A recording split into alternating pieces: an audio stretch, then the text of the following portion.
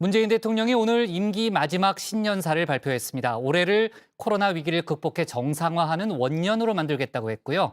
차기 대선은 적대와 분열이 아닌 국민 통합의 선거가 됐으면 한다는 심경을 밝혔습니다.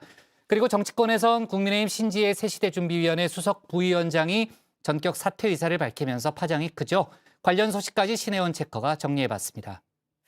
네, 어흥, 검은 호랑이 이민년 새해가 밝았습니다. 올 한 해 더 건강하고 행복하고 좋은 일만 듬뿍듬뿍 가득하시길 바라면서 뉴스픽5 시작해 보겠습니다.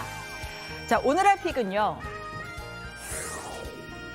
마지막 신년사, 그리고 신지의 사퇴, 육성 메시지, 딩동, 마지막으로 또 뚫렸다 이렇게 꼽았습니다.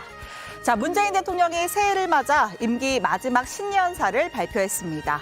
남은 임기 최우선 과제로 안전한 일상 회복을 천명했는데요. 코로나 위기를 극복해 정상화하는 원년으로 만들겠다고 말했습니다. 모든 나라가 함께 코로나를 겪으니 K-방역의 우수함이 저절로 비교되었습니다. 2022년 새해 위기를 완전히 극복하여 정상화하는 원년으로 만들겠습니다.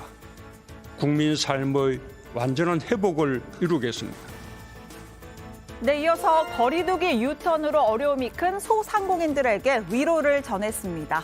최대한 두텁고 신속하게 보상과 지원이 이루어질 수 있도록 최선을 다하겠다고 했습니다. 매년 언급해온 민생과제, 문정부의 아픈 손가락인 부동산에 대한 언급도 있었습니다. 자, 먼저 지난 발언부터 들어볼까요? 부동산 문제는 우리 정부에서는 이렇게 자신 있다고 이렇게 좀 장담하고 싶습니다. 전국적으로는 부동산 가격이 오히려 하락했을 정도로 정부의 의지는 확고합니다. 부동산 투기와의 전쟁에서 결코 지지 않을 것입니다. 부동산 문제는 자신 있다, 결코 지지 않겠다던 임기 중반, 전국 부동산 가격은 전례 없는 폭등세를 이어갔습니다. 결국 2021년 처음으로 공식 사과 입장을 밝혔죠. 주거 문제의 어려움으로 낙심이 큰 국민들께는 매우 송구한 마음입니다. 자, 최근 들어서 일부 지역에서 집값이 조정 국면에 접어들었다는 이야기가 나옵니다. 물론 지난 오름폭에 비하면 세 발의 피 정도인데요. 이 전문가들은 주택시장 양극화가 올해 더 심해질 것으로 전망했습니다.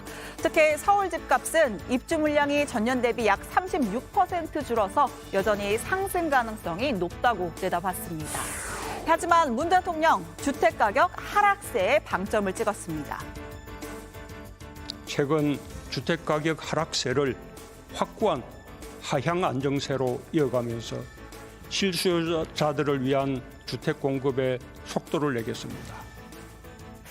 그동안 문 대통령은 정치적 중립을 이유로 차기 대선에 대한 언급을 아껴왔습니다. 하지만 마지막 신년사인 만큼 처음으로 자신의 소망을 드러냈는데요. 전직 대통령 박근혜 씨 사면 명분이었던 국민 통합을 다시 한번 강조했습니다. 국가의 미래를 좌우하는 대통령 선거를 앞두고 있습니다. 적대와 정오와 분열이 아니라 국민의 희망을 담는 통합의 선거가 되었으면 합니다. 정부의 오랜 수건이었던 남북 간 종전선언, 이번엔 언급이 빠졌습니다. 북한의 무호응으로 교착 상태를 벗어나지 못한 현주소를 고스란히 반영하고 있는데요. 새로운 대북 제안을 내놓는 대신 임기 말까지 최선을 다하겠다는 원론적인 입장을 재확인했습니다. 정부는 기회가 된다면 마지막까지 남북관계 정상화와 되돌릴 수 없는 평화의 길을 모색할 것이며 다음 정부에서도 대화의 노력이 이어지길 바랍니다. 신년사 후에는 온라인 신년 인사회가 이어졌습니다. 박병석 국회의장, 김명수 대법원장 등 5부 요인과 송영길, 이준석 양당 대표, 그리고 각 분야에서 대한민국을 빛낸 일반 국민 8명이 참석했는데요. 누리호의 아버지, 한국항공우주연구원 고정환 본부장부터 방호복을 입고 할머니 코로나 환자와 화투를 쳤던 이수련 간호사, 그리고 스트릿 우먼 파이터로 화제를 모은 모니카와 립제이 언니가 참석했습니다. 이민연세에 우리는 기호지세 속에 있습니다. 퇴행해서는 안 됩니다. 호랑이를 타고 더욱 도약해야 합니다. 자, 오늘의 두 번째 픽 가봅니다. 신지의 사퇴입니다. 영입부터 마무리까지 숱한 화제를 뿌렸습니다. 국민의힘 새시대준비위원회의 신지혜 수석 부위원장이 사퇴 의사를 밝혔는데요. 윤석열 후보에게 전격 영입된 지 딱 2주 만입니다. 여러 고민이 있었습니다. 여성 폭력을 해결하고 또 좌우를 넘어서 전진하는 대한민국을 만들겠다고 약속해 주셔서 함께하기로 했습니다. 정치에 이제 입문하신 지 얼마 안 된다고 그러셨잖아요. 우리 신지혜 씨가 정치 선배입니다. 그렇죠. 맞습니다. 네, 신지혜 부위원장은 전 한국여성정치네트워크 대표 출신입니다. 페미니스트를 자처하면서 여러 젠더 이슈에서 국민의힘 이준석 대표와 수차례 각을 세웠는데요. 그만큼 더더욱 파격적인 영입 인사였습니다. 자, 신지혜 부위원장은 진보 진영에서는 저를 변절자라 욕했고 보수 진영에서는 저를 페미니스트라고 환영하지 않았다고 했습니다. 그럼에도 불구하고 권력형 성폭력을 저지르고 2차 가해를 일삼는 무리, 즉 민주당이 다시 정권을 잡는 일만은 막아야 한다라고 했는데요. 하지만 더 강한 저항은 국민의힘 내부에 있었다고 주장했습니다. 캠프의 공식적인 직함을 받아 활동하는 저에게조차 사퇴하라는 종용은 이어졌습니다. 쓸데없는 짓 하지 말고 가만히 있으라는 이준석 대표의 조롱도 계속되었습니다. 자, 최근 여론조사에서 이재명 대 윤석열 후보 지지율은 오차범위 내 또는 바깥에서 거의 전부 이 후보가 앞서고 있습니다. 리얼미터가 오마이뉴스 1회로 실시한 작년 12월 5주차 여론조사인데요. 이재명 40.9%, 윤석열 39.2%였습니다. 각각 전주 대비 1.2%포인트 소폭 오르거나 내렸습니다. 자, 하지만 20대만 놓고 보면 격차가 두드러졌습니다. 이재명 후보는 33.6%로 전주 대비 3.3%포인트 오른 반면에 윤석열 후보는 28%로 6.6%포인트가 내렸습니다. 자, 20대 남성으로 조금 더 좁혀볼까요? 이재명 후보는 29%에서 38.3%로 9.3%포인트가 상승했지만 윤석열 후보는 39%에서 25%로 14%포인트가 급락을 했습니다. 한 주 만에 14%포인트 역대급 변동폭입니다. 자, 신지혜 부위원장, 과연 신지혜 한 사람 때문에 2030의 지지가 폭락한 것이냐 반문하면서 그동안 이준석 대표는 무엇 했느냐 역공을 펼쳤습니다. 성상납 논란으로 연일 언론에 오르내리고 있지 않습니까? 후보에게 선거운동하지 말고 가만히 있으라고 말하는 사람이 정말 당대표 맞습니까? 네, 민주당이 윤석열 후보 바보 만들기에 앞장서고 있다. 지난 대선 안철수 후보에게 쓴 MB 아바타 만들기와 같은 방식이라고도 했습니다. 그리고 이러한 정치 공작에 기름을 부은 건 다름 아닌 이준석 대표다라고 직격했는데요. 자, 이 대표의 반응은 어땠을까요?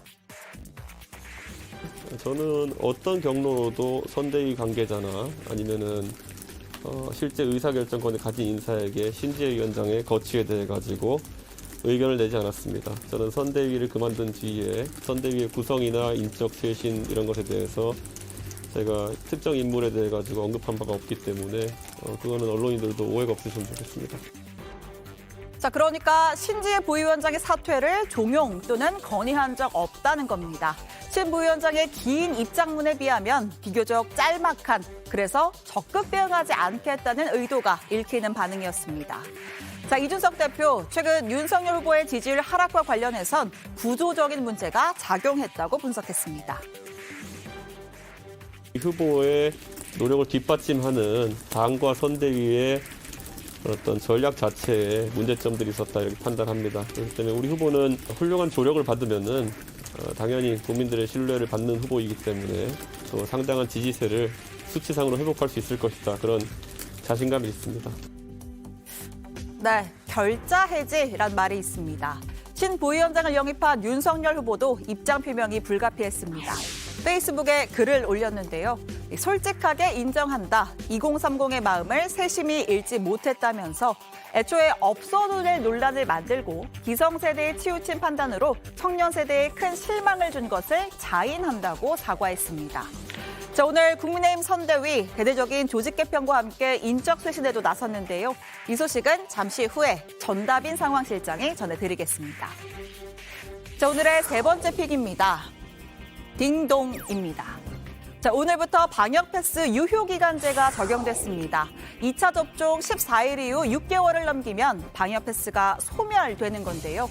QR코드를 체크할 때 유효하면 접종 완료자입니다라는 음성 안내가 나오지만 유효기간이 끝났거나 미접종자면 띵동이라는 알림음이 울립니다. 먼저 서둘러야 할 사람은 지난해 7월 6일 2차 접종을 마친 사람들입니다. 이 중 518만 명, 92%가 부스터샷을 맞았고 아직 43만 명 넘는 사람이 3차 접종 예약도 안 했습니다. 예약해놔가지고 그냥 잘 접종하면 될 것 같은데. 맞긴 맞아야 되긴 하겠는데 좀 너무 이렇게 딱 규격해 있는 것 같아서. 예.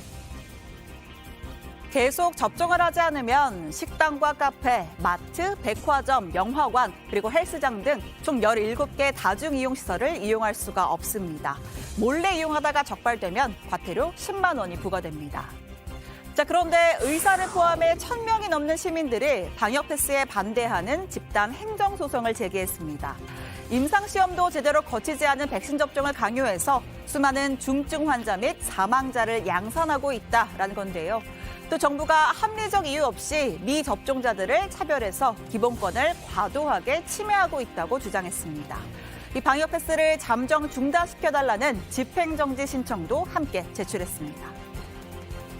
자, 오늘의 네 번째 픽은 육성 메시지입니다. 자, 지난달 30일 전직 대통령 박근혜 씨가 특별 사면됐습니다. 현재는 치료를 위해서 병원에 머물고 있는데요. 단 한순간도 저의 사익을 추구하지 않았고 작은 사심도 품지 않고 살아왔습니다. 저로서는 국가를 위한 공적인 사업이라고 믿고 추진했던 일들이었고 네, 의료진 소견에 따르면 최소 한 달 뒤에나 퇴원하게 될 전망입니다. 유영하 변호사는 병원에서 퇴원하는 날 직접 육성으로 국민들에게 하고 싶은 말씀을 하실 것이다 라고 전했습니다. 자, 2월 초라면 설 연휴 직후이자 대선 D-한 달인 시점인데요. 우리 박 대통령은 좀 건강이 회복되면은 저도 한번 찾아뵙고 싶은데 일단은 먼저 지금 뭐 식사도 이렇게 제대로 잘 못 하신다고 제가 들었는데 회복되는 걸 한번 기다려 보겠습니다. 국민의힘 이준석 대표, 박 전 대통령은 정치적 단수가 높은 분이다. 고도의 정치화된 메시지를 낼 것이다. 전망했습니다. 이 특정 후보에게 크게 득이 되거나 실이 날 메시지는 던지지 않을 것으로 본다고 했는데요. 이 친박계 핵심인 홍문종 친박신당 대표는 윤석열 후보가 진정 어린 사과를 하면 실제 만날 수도 있을 것이다. 라는 입장 밝혔습니다. 이 보수 정치권의 시선이 다시 오래전 선거의 여왕에게 쏠리는 분위기입니다. 자, 오늘의 마지막 픽입니다. 또 뚫렸다입니다. 새해 첫날 강원도 최전방 비무장지대 철책이 또 뚫렸습니다. 신원미상의 남성이 1일 저녁 철책을 넘는 모습이 군의 CCTV에 포착됐는데요. 약 3시간 뒤에는 열상 감시 장비에 포착이 됐고 밤 10시 40분 완전히 북쪽으로 넘어갔습니다. 동부전선 DMZ를 통해 미상인원 1명이 월북한 상황이 있었으며 현재 합참 전투태세 검열실에서 현장 확인 중에 있습니다. 군의 작전 돌입 때는 이미 월북자가 군사분계선에 가까워진 상태라 따라잡질 못했습니다. 허술한 초동 조치로 월북을 저지하지 못한 셈인데요. 경계가 뚫린 22사단은 노크월남 또는 해암월남 사건이 발생하는 등 사건 사고가 끊이지 않았던 곳입니다. 자, 월북자의 신상도 오늘 확인이 됐습니다. 국방부는 2020년 11월 같은 부대로 넘어온 탈북자 A씨가 다시 월북했다라고 설명했습니다. 기계체조 경력이 있는 A씨가 휴전선 철책을 제 집 드나들듯 오간 셈입니다. 네, 새해 첫 뉴스픽 여기까지입니다. 들어가서 원픽 꼽아보죠. 뉴스픽 5였습니다.